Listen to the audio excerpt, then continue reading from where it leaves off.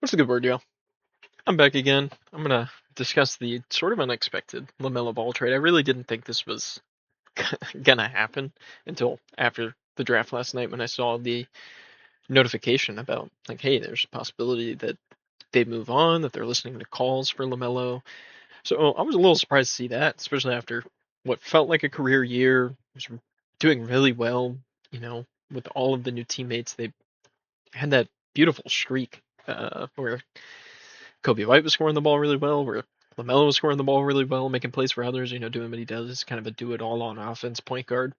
Sure, he's not the best defender, but I don't think that matters too much when he's got the offensive firepower that he does. But in this, Wolves get LaMelo, Josh Green.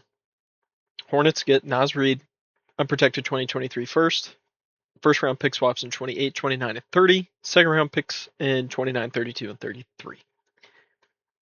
I feel like it's a pretty good haul. I like Naz Reid a lot. Maybe I'm a little bit higher on him than most NBA fans, but I guess do with that what you will. I'm going to start with Minnesota's perspective with the Charlotte jersey on the screen. I'm not a great Photoshop artist, so I just pick a JPEG and roll with it.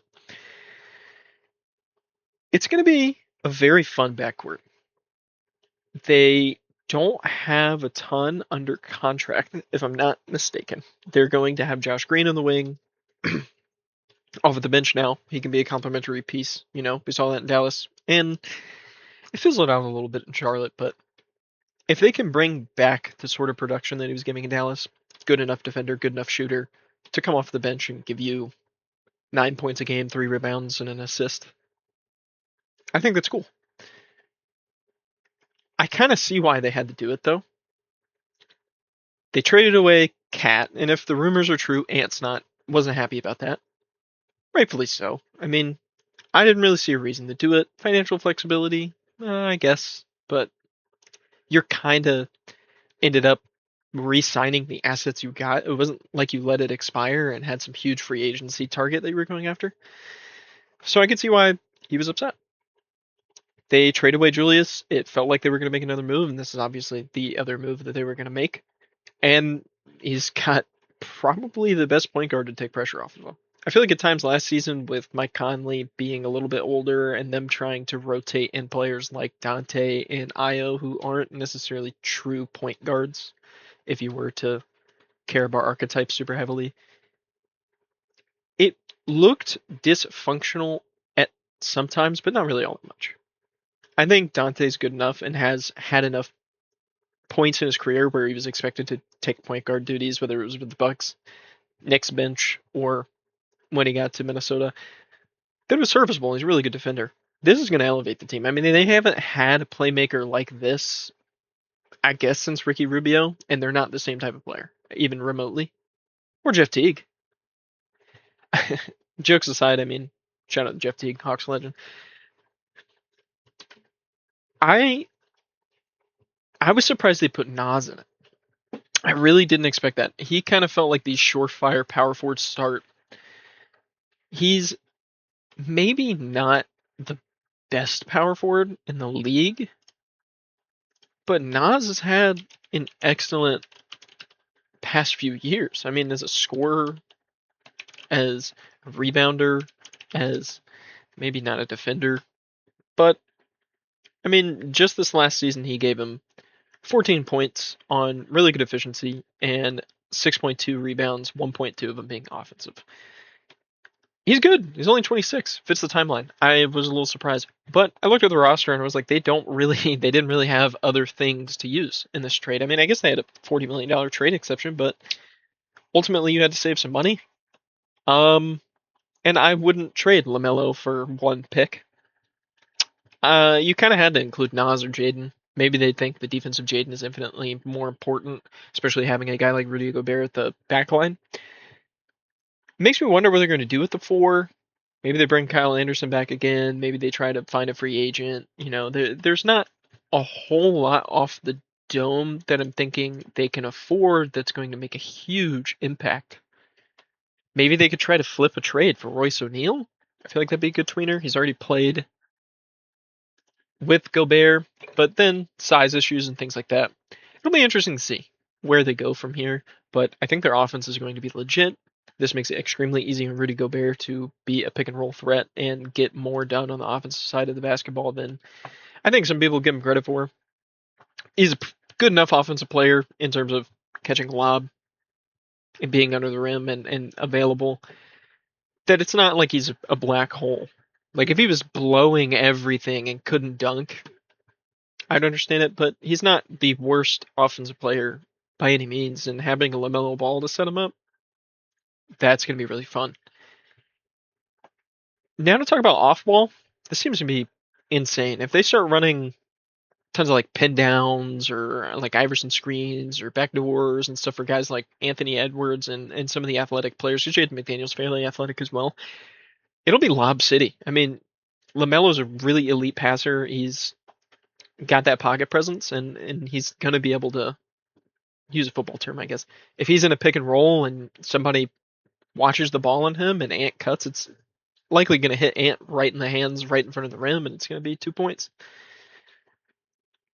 I guess it's really all I have to say for Minnesota. They're going to be fun. They're going to be really good. Definitely going to be somebody I want to tune into. I think the only concern now is this going to be more defensive pressure on Anthony Edwards? Is it going to be better defense from LaMelo with less offensive pressure? I feel like a lot of the reason that he's been a bad defender, quote unquote, is because he's been the offense of the Charlotte Hornets. He doesn't have the pressure anymore. I could see that working out in his benefit. The Hornets, with the Timberwolves jersey in the background, Naz is so good. I think this pretty much means that Miles is gone, if not this year, next year. And the picks. I mean, the picks are pretty important. If they're banking on Anthony Edwards leaves, this team blows up, and Ant demands a trade to Atlanta. I'm just being funny there. I wish that would happen though. But yeah, say they blow up, Ant's gone, probably move on from LaMelo. They retool. They're not going to be good. But 2033 is 6 seasons away from the end of this upcoming season. You would kind of have to hope that Ant plays 3 more years there and then they enter the rebuild, because by then it'd be tough. I didn't expect this pivot. They benched LaMelo at a certain point of the season. I saw Club 520, their morning show, they talked about that and sort of pointed out like, hey, it's what happens when you bench a player. He didn't request out. It felt out of the blue, but maybe they felt, hey, we've got a sleeping giant, high volume scorer in Kobe White coming off the bench, and we're bringing in a bunch of rookies. I'm almost like not wanting to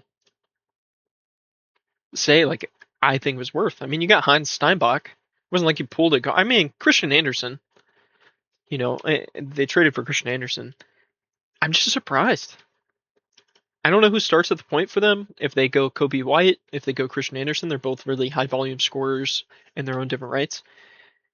But they're going to be blistering on offense. I don't care who's at the 5, if it's Kalkbrenner, if it's Steinbach, if it's Mo. It doesn't matter who's at the 5. This team's going to blast out points like nobody's business. Naz going to be able to space the floor probably more consistently than Miles. They ran a lot of pick and roll and a little bit of off ball action. You saw a lot more off ball action for Khan. Brandon Miller, I know he missed a good chunk of time. I'm not positive how many games he missed, but I know people considered it a quiet season for him. He played a total. He played 65 this season, 27 last year, of course. I just remember him, the games he missed. He averaged a smooth 20 on good efficiency. I mean, 43, maybe you want to get up that, but high volume 3-point shooter. Half of his field goal attempts were beyond the arc. It's actually kind of wild.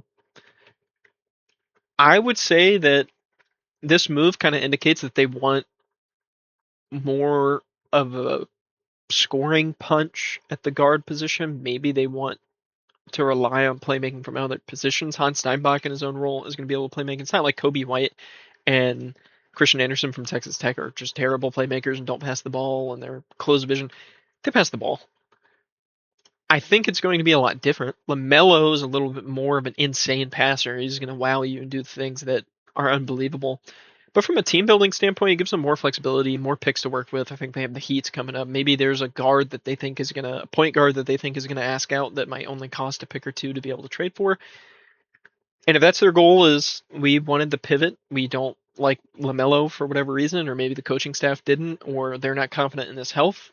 I don't think it's the worst pivot. I feel like they could have got more in my mind, but I always say that now. I feel like trades have regressed, especially after some of the salary and apron changes in terms of the wow factor and craziness in these trades.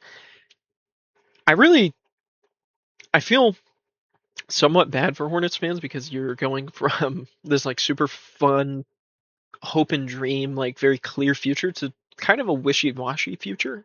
But this could also be we don't think we're good enough to make the playoffs, and we don't want to hold on to LaMelo until he's 28, 29 years old and then trade him and hey potentially have like another injury riddled or two more injury riddled, forbid, knock on wood.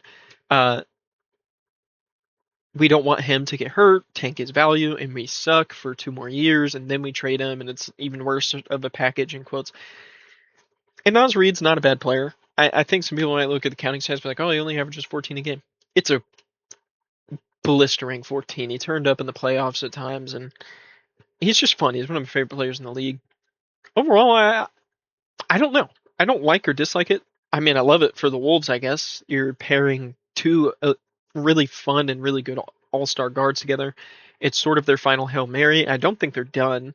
After seeing the Celtics reports of we want a defensive center or we want a center, in return for Jaylen Brown, maybe they're going to try to package more pick swaps and young guys and whatever assets they really have left to try and make a swing at Jaylen Brown, and then you have no center. I don't know what they're going to do. It'll be interesting to see. Maybe they try to downsize salary and try to get a guy like Miles Turner, for cheap and dump Rudy Gobert's huge contract, even though I don't think that financially is too different. I think Rudy makes like 30, 33. Miles makes like 27. I mean, granted, you could use the 6 million to go out and get another really solid player with the biannual, but overall, these two teams, Hornets, I think, are committing more so to the tank, in quotes. I don't think they plan on being really good. And I think that Minnesota wants a championship. But appreciate you watching. That's my Twitter. Um, yeah, leave a like, subscribe, share other people if you know anybody who would be interested. Thanks so much. Catch you later.